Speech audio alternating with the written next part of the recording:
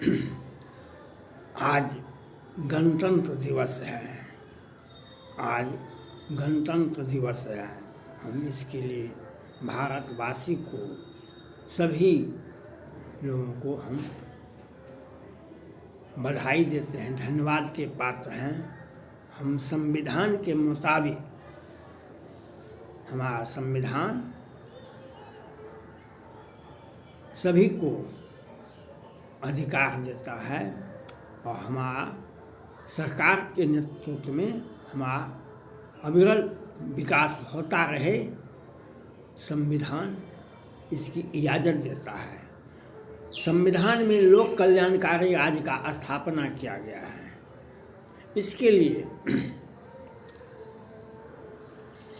संघ का महत्व अधिक दिया गया है। संविधान में 3 सूचियां हैं: संघ सूची, राज्य सूची, संवर्ती सूची।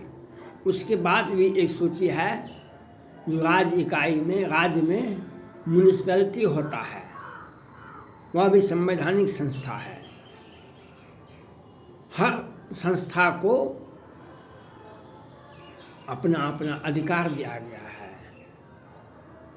चाहे आप संविधान को पढ़ेंगे, उसमें म्यूनिसिपैलिटी भी आता है, पंचायत भी आता है, और राज्य सूची और केंद्रीय सूची।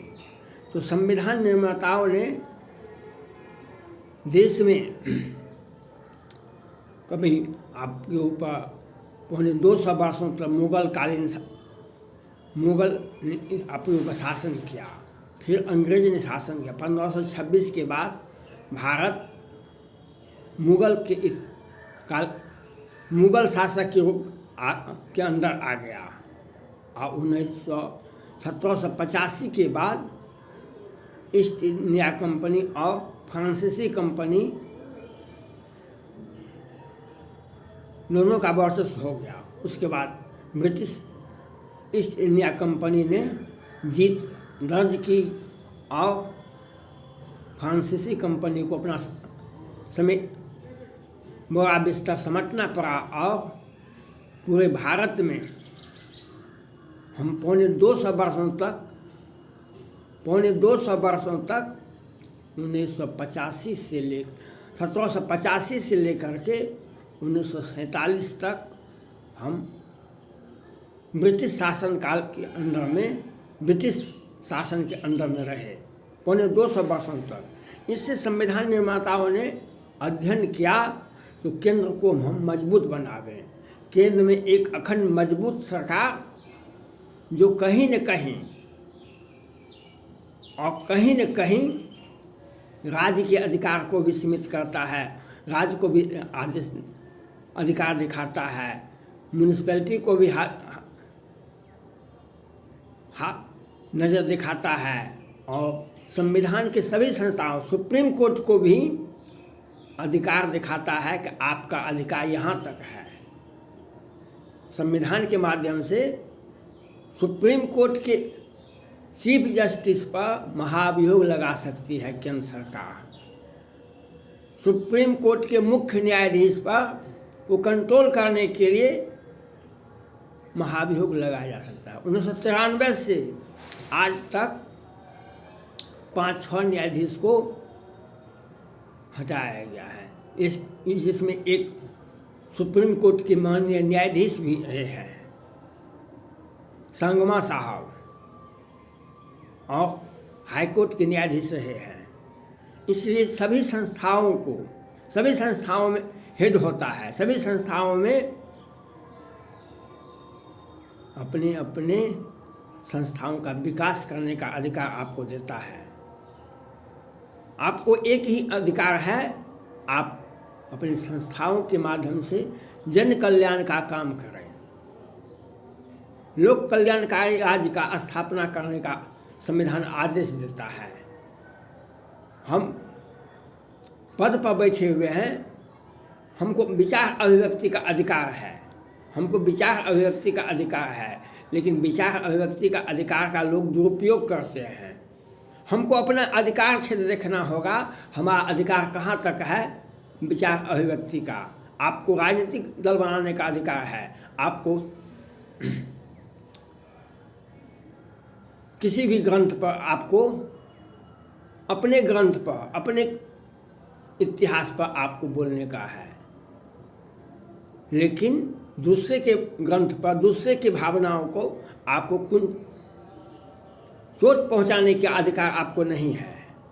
न्यायालय में, सुप्रीम कोर्ट में अधिकार है, आपको जजमेंट देने का अधिकार है। दोनों पक्ष का जजमेंट, पक्ष का दर्द सुनिए, उसका दलील सुनिए, आपको जजमेंट देने का अधिकार है, नहीं कि टिप्पणी करने का सिर्फ अधिकार है। टिप्पणी करने का अधिकार सुप्रीम कोर्ट को नहीं है।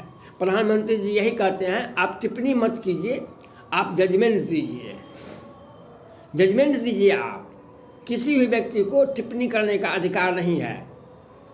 आपको किताब लिखने का अधिकार है, किताब लिखिए ना, आपको दूसरे के ऊपर टिप्पणी नहीं कर सकते हैं। आज लोग अपने अधिकार, विचार अभिव्यक्ति का अधिकार को संकुचित कर रहे हैं, उसका दुरुपयोग कर रहे हैं। हर जगह छोटी छोटी संस्थाएं में, बड़े बड़े संस्था क्या है भारत में?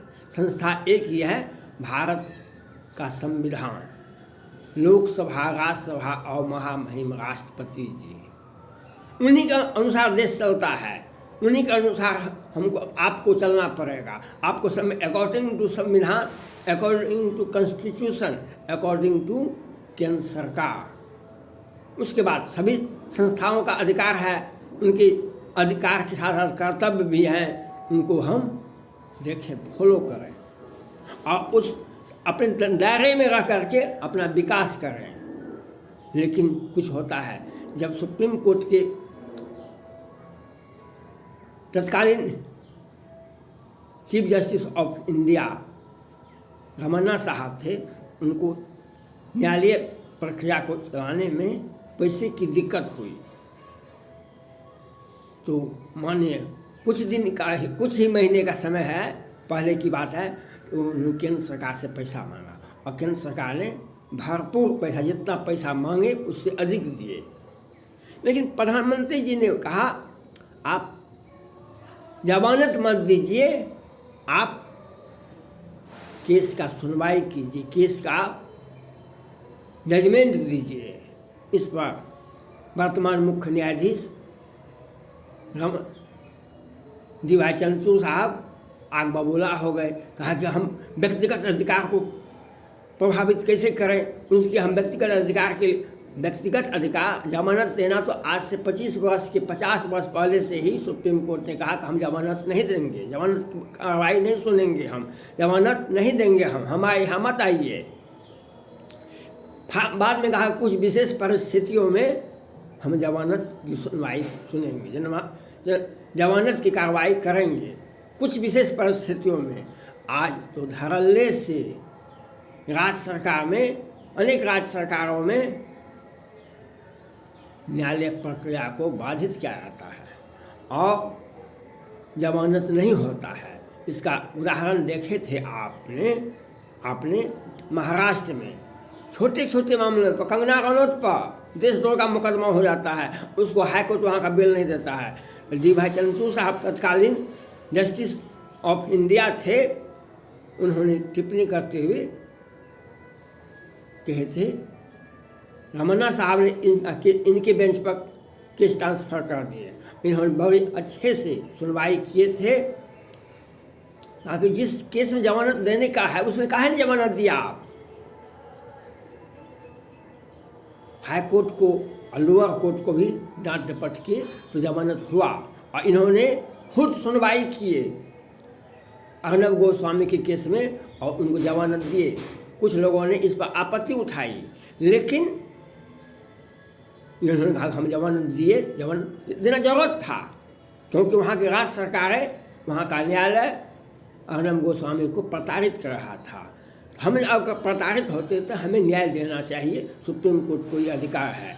लेकिन आज जिस मामले में, आशीष मिश्रा के मामले में जमानत कल मिला, इसके पहले इलाहाबाद हाई कोर्ट ने नहीं दी। लेकिन ये आज मैं जानना चाहता हूँ सुप्रीम कोर्ट से जो जिस प्रकार से आशीष मिश्रा के बारे में आपने जल्दबाजी की और इतने सामान्य लोगों पर भैया दया मिलता है। सुशांत सिंह राजपूत की सुनवाई नहीं हो रही है 2 वर्षों से, क्यों? बिहार सरकार से हत्या का मामला दर्ज है, सुप्रीम कोर्ट में याचिकाएं दायर की गई थी 2020 में ही, शुरू में ही, क्यों नहीं सुनवाई की गई? जहरीली शराब से सैकड़ों लोग मर रहे हैं, इसकी केस की सुनवाई आप क्यों नहीं कर रहे हैं? आप खारिज कर दीजिए। लेकिन जनता का अधिकार को तहस नहस करना, जनता के दुख को, दर्द को नहीं समझना, यह विडंबना है। और इससे सुप्रीम कोर्ट के अधिकार को हो कि राज्य सरकार के अधिकार को हो कि म्यूनिसिपैलिटी के अधिकार को हो, सभी के अधिकार का अतिक्रमण करने का अधिकार केंद्र सरकार को है, लोकसभा को है, राज्यसभा को है, महामहिम राष्ट्रपति जी को है। किसी को गलतफहमी में नहीं रहना चाहिए कि जो आपका अधिकार सुरक्षित है। आपका अधिकार तभी तक सुरक्षित जब तक केंद्र सरकार चाहे, प्रधानमंत्री जी चाहे। केंद्र सरकार का नेतृत्व माननीय प्रधानमंत्री करते हैं। संविधान अमेरिका में वहाँ की सरकार के राष्ट्रपति उसका उपयोग करते हैं और ब्रिटेन प्रधानमंत्री करते हैं उनके अधिकार का सदुपयोग। लेकिन आप हमें और संविधान के अंदर में आपको अपना विकास करने का अधिकार है। संविधान के अंदर में आपको अपने विचार अभिव्यक्ति का अधिकार है। आप जिस संस्था में काम करते हैं उसके अधिकार, उसके कर्तव्य का आप निर्वहन करेंगे। लेकिन आप सिर्फ जनता के अपना अधिकार आपका प्रयोग करेंगे, लेकिन अपने अधिकार और कर्तव्य का भी पालन करना आपको सुनिश्चित करता है। सिब्बल साहब ने कहा, कपिल सिब्बल साहब ने कहा, केंद्र सरकार सुप्रीम कोर्ट के अधिकार को तहस नहस करती। ये संविधान में ये अधिकार है, स्पष्ट लिखित अधिकार है। जब केंद्र सरकार चाहे, प्रधानमंत्री चाहे, तो सुप्रीम कोर्ट के मुख्य न्यायाधीश पर सुप्रीम कोर्ट के अधिकार को काट सकती है, महाभियोग चला सकती है और सुप्रीम कोर्ट के अधिकार को कम कर सकती है। लेकिन इसका मतलब यह नहीं है प्रधानमंत्री अनावश्यक रूप से कहीं पर हस्तक्षेप करते हैं। लेकिन देश को कंट्रोल करने का अधिकार हर संस्थाओं में, राज्य इकाई में दिया गया है। राज्य में संविधान में दिया गया है 163A, जो राज्यपाल केंद्र का एजेंट होता है, केंद्र का आदमी होता है, केंद्र का प्रतिनियुक्त व्यक्ति होता है, जो उसे संविधान में स्वविवेकीय अधिकार दिया गया है। म्यूनिसिपैलिटी में नियमानुकूल निर्णय को लागू करने के लिए ही पदाधिकारी बाध्य होते हैं। सभी संस्थाओं का अधिकार है, सभी संस्थाओं का कर्तव्य है, सभी संस्थाओं को संविधान के अंदर में रह करके विकास करना है। वहाँ की संस्थाओं के माध्यम से लोक कल्याणकारी राज्य की स्थापना करने का अधिकार दिया गया है। लोगों के कल्याण, लोगों के विकास का अधिकार दिया गया है। लोगों की आपको सिर्फ टिप्पणी करने का अधिकार दिया गया है। और यहाँ तक संघे शक्ति समन्विते संघ है भारत की सरकार के अंदर में आपके अधिकार हैं। और आप जब चाहे केंद्र सरकार लोकसभा, राज्यसभा और महामहिम के सहमति से, बहुमत से पास करा के आपके अधिकार को छीन सकते हैं, आपके वेतन कटौती कर सकते हैं, आप पर महाभियोग लगा सकते हैं। इसलिए किसी भी व्यक्ति को, किसी भी संस्था को अपने अधिकार का ज्ञान होना चाहिए और संविधान आपके अधिकार का विस्तृत व्याख्या करता है। धन्यवाद।